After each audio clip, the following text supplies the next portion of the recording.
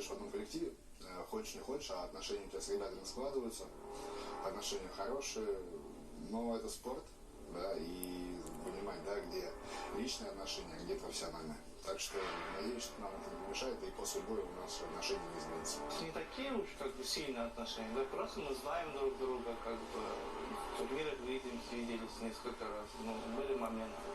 Ну, как бы по поводу, что у нас сильно такие дружеские отношения, ну, я не могу сказать, потому что мы с ним никак, и не только на соревнованиях видимся с ним. Так что я думаю, это не помешает никак.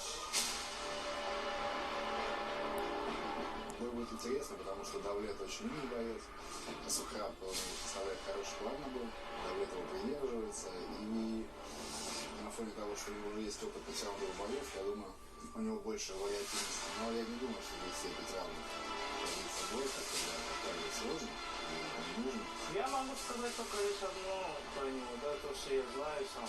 Он хороший человек и хороший боец. Он воин, он выходит, всегда дерется. Каждый бой, да, мне не важно, купольный это бой, и обычно рейтинговый. Мотивация здесь не меняется абсолютно, да, потому что для меня второстепенный, да, это не титул, а именно победа. Во-первых, есть цель, во-вторых, в самом Питере много моих фанатов, много моих соотечественников, друзей. А в первую очередь, это главная мотивация, это мои родители.